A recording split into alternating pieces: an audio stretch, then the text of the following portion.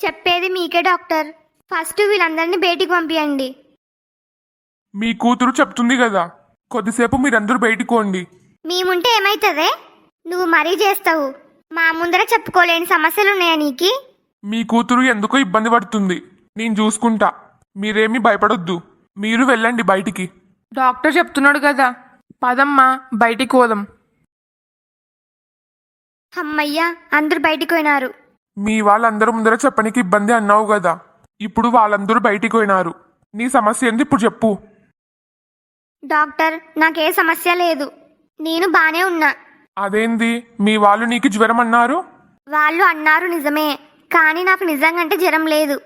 నేను వాళ్ళందరికీ అబద్ధం చెప్పినాను. ఏంది, అబద్ధం చెప్పినావా? అవును. ఏమ్మా, ఇదంతా నీకు ఆటలాగుందే?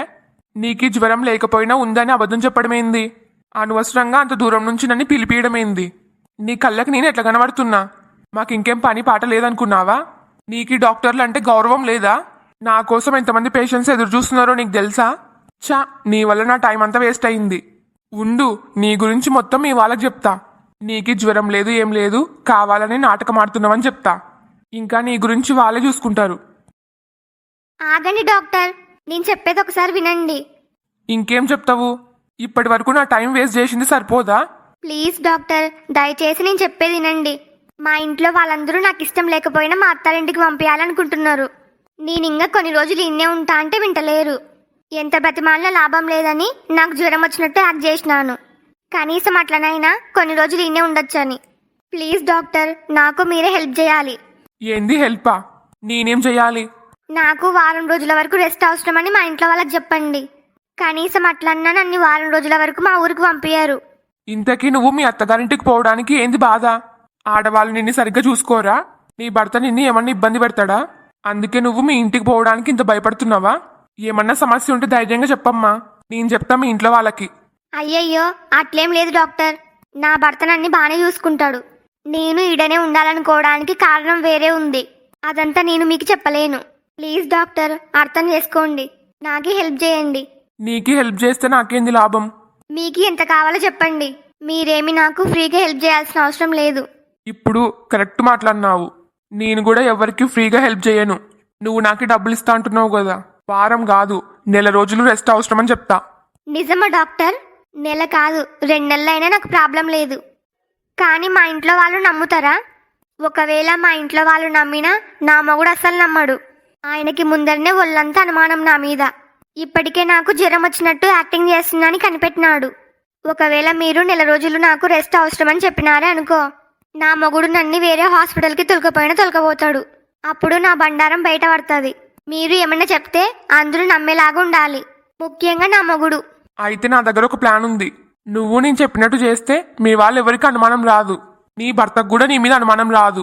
నిజమా? అయితే ఏందో చెప్పండి డాక్టర్, నేను మీరు చెప్పినట్టే చేస్తా.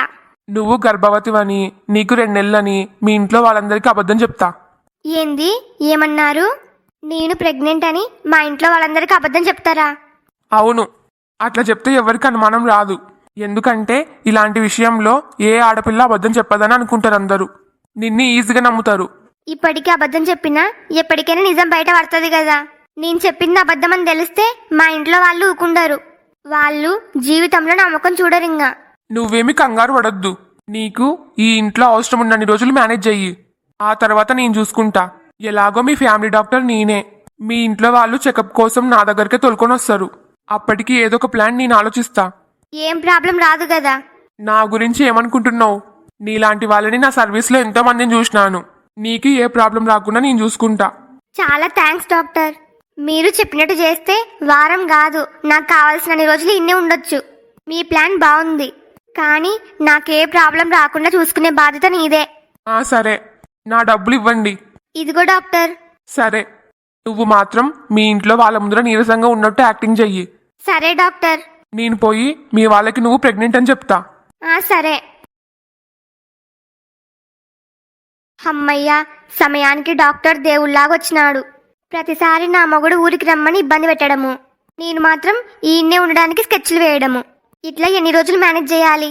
అదే డాక్టర్ చెప్పినట్టు చేస్తే నాకు కావాల్సిన అన్ని రోజులు ఇన్నే ఉండొచ్చు. ఎవరికి అనుమానం రాదు.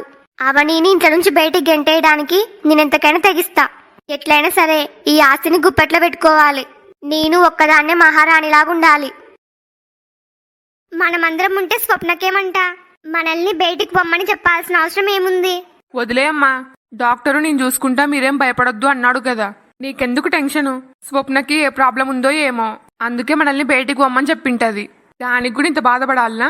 ఏమోరా, రాను రాని ఈ స్వప్న వాళ్ళకం నాకేం అర్థమైతలేదు. ఇదిగో డాక్టర్ వస్తుండు. డాక్టర్, నా కూతురికి బానే ఉంది కదా? జ్వరం ఎక్కువ ఉందే? చెప్పండి డాక్టర్, నా చెల్లెల ఆరోగ్యం బానే ఉంది కదా. మీరందరూ భయపడాల్సిన అవసరం లేదు. మీ అందరికీ ఒక గుడ్ న్యూస్. గుడ్ న్యూసా? ఏంటది? మీ కూతురు స్వప్న ప్రెగ్నెంట్. ఏంటి డాక్టర్, ఏమన్నారు? నా కూతురు ప్రెగ్నెంటా? మీరు చెప్పేది నిజమా డాక్టర్? అవును, నేను చెప్పేది నిజం. మీరు ఎంత మంచి శుభవార్త చెప్పినారు. శుభవార్తే గాని మీరందరూ చాలా జాగ్రత్తగా ఉండాలి. ఎందుకు డాక్టర్? మీ చెల్లెలు స్వప్న చాలా బలహీనంగా ఉంది. ఈ టైంలో మీ చెల్లెలకి రెస్ట్ చాలా అవసరం. తను ఏ పని చేయకూడదు.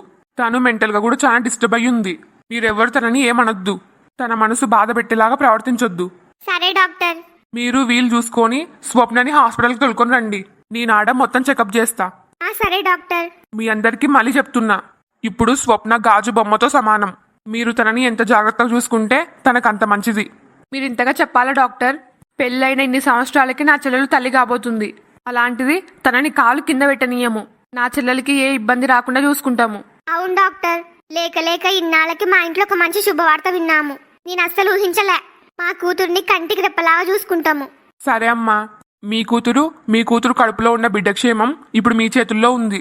మీరు అంతగా చెప్పాల్సిన అవసరం లేదు డాక్టర్.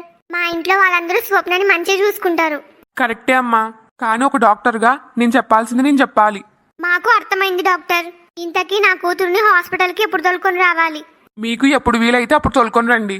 కానీ ఒక విషయం, మీరు బయలుదేరే ముందు నాకు ఒకసారి ఫోన్ చేయండి. సరే డాక్టర్. మంచిదమ్మా, నేను ఎల్లొస్తా. అమ్మా, నేను త్వరలో మామయ్య కాబోతున్నా. నేను కూడా అమ్మమ్మని కాబోతున్నా. నిజంగా ఎంత శుభవార్త విన్నామో. అవునరా, ఈ విషయం వెంటనే అల్లుడు చెప్పాలి. ఏవండి, మనం స్వప్న దగ్గర కోదాం రండి. పదవని. మీరెళ్ళండి, నేను అల్లుడికి ఫోన్ చేసి వస్తా. సరే అమ్మా. అల్లుడు పొద్దున ఏమన్నాడు? నా కూతురు స్వప్న అన్ని డ్రామాలు ఆడుతుందే. నేను ఎంత చెప్తున్నా వినిపించుకోకుండా అల్లుడు స్వప్నని మస్తు అనుమానించినాడు. స్వప్న చేసే పనులకు అనుమానం ఉండొచ్చు, కానీ మరి ఇంతనా? డాక్టర్ వచ్చిన తర్వాత ఫోన్ చేయమని చెప్పినాడు కదా, ఇప్పుడు ఫోన్ చేసి మాట్లాడతా. నేను చెప్పే శుభవార్త వింటే అల్లుడు ఎంత సంతోషపడతాడో. హలో అత్తయ్య, డాక్టర్ వచ్చినాడా? ఇప్పటికైనా మీకు నిజం అర్థమయ్యే ఉంటది. స్వప్నకి జ్వరం ఏం లేదు, అవునా? అవును బాబు, నువ్వు చెప్పింది నిజమే. స్వప్నకి జ్వరం ఏం లేదు. నేను చెప్పినా కదా అత్తయ్య మీకు ముందరనే. ఇప్పుడు అర్థమైందా మీకు? నేను చెప్తే మీరు అస్సలు నమ్మిలేరు. ఆడ ఉన్నన్ని రోజులు స్వప్న ఇట్లా డ్రామాలు ఆడుతూనే ఉంటది. ఇప్పుడే ఊరికి పంపియండి. నేను స్వప్నకి జ్వరం లేదు అన్నాను గాని స్వప్న డ్రామాలు ఆడుతుందని చెప్పినానా? అదేంది అత్తయ్య, స్వప్నకి జ్వరం లేదు అంటున్నారు, మళ్ళీ డ్రామా కాదు అంటున్నారు. నాకేం అర్థమైతలేదు. మీకు అర్థమయ్యేలాగా నేను చెప్తా కదా. అల్లుడు గారు, మీరు త్వరలో తండ్రి కాబోతున్నారు. అత్తయ్య ఏమన్నారు? ఇంకోసారి చెప్పండి.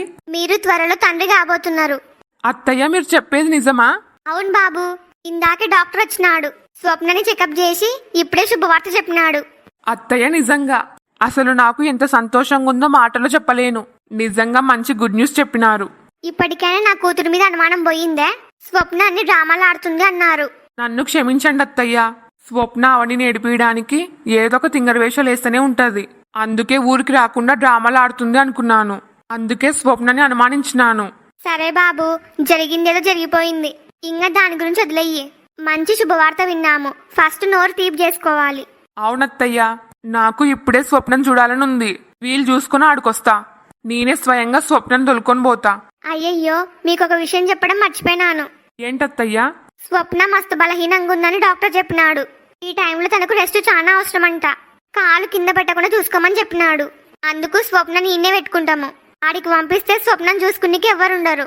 మీ అమ్మగారు ఇంటి పనులు చేసుకునికనే సరిపోతుంది. మీరు ఆఫీస్కి పొద్దున పోయి సాయంత్రం వస్తారు. మరి స్వప్న బాగోగులు చూసుకునికి ఎవరైనా ఉండాలి కదా. ఈడైతే నేను అవని ఇద్దరం ఉన్నాము.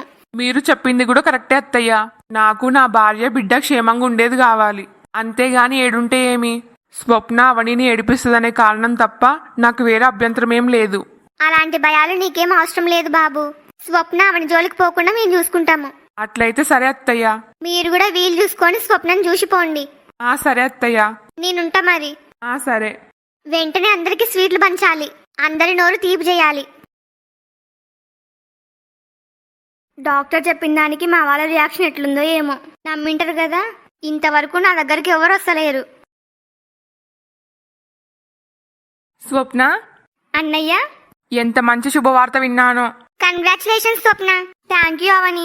ఇప్పటి నుంచి నువ్వు జాగ్రత్తగా ఉండాలి. నువ్వు వట్టి మనిషివి కాదు. నీ కడుపులో నా అల్లుడున్నాడు. అవును స్వప్న, నువ్వు చాలా బలహీనంగా ఉన్నావని డాక్టర్ చెప్పినాడు. నువ్వే పని చేయకూడదంట. కాళ్ళు కూడా కింద పెట్టకూడదు. నీకు ఏం అవసరం ఉన్నా సరే నాకు చెప్పు. అంతా నేను చూసుకుంటా. సరే అవని.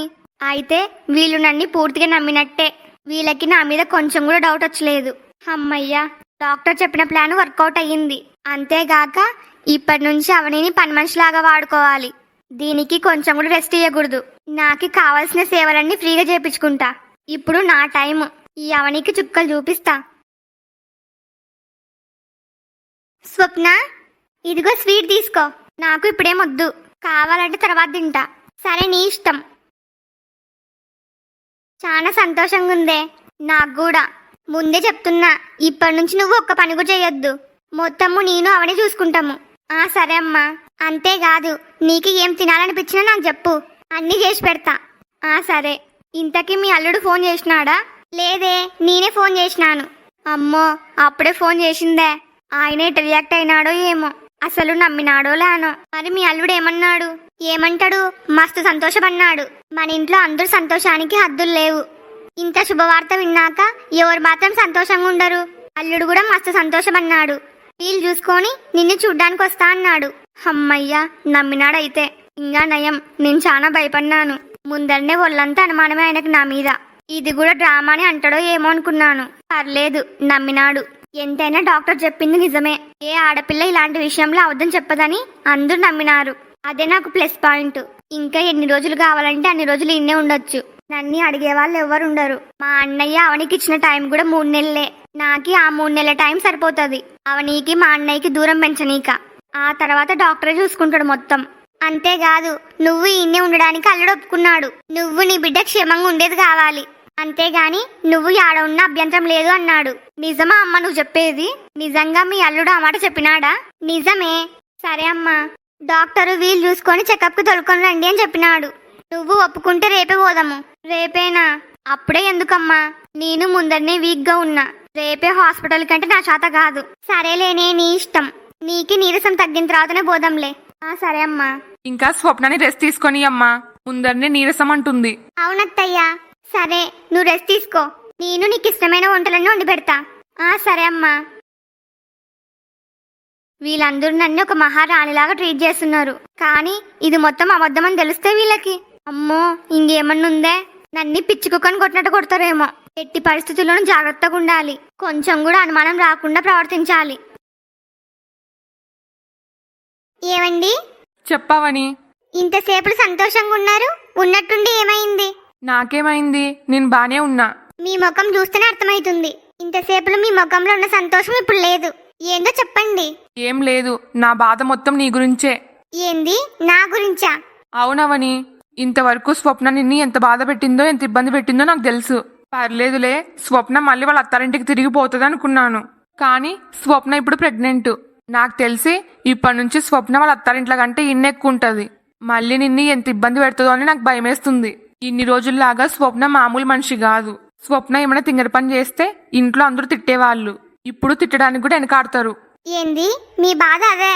ఒకవైపు మీ చెల్లెలు తల్లి కాబోతుంది. ఈ టైంలో మీరు సంతోషపడాలి. అంతేగాని ఇదంతా ఏంది?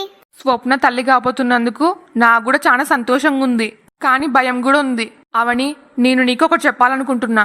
ఏందో చెప్పండి. స్వప్న గురించి నీకు తెలిసిందే.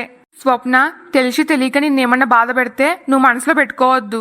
ఈ టైంలో స్వప్నాన్ని తిరిగి ఏమనలేము. అందుకు నువ్వే సర్దుకోవాలి. ఇదంతా మీరు నాకు ప్రత్యేకంగా చెప్పాలా? మీరేమీ బాధపడొద్దు. మీరు చెప్పినట్టే స్వప్న నన్ను ఏమన్నా అంటే మనసులో పెట్టుకోను.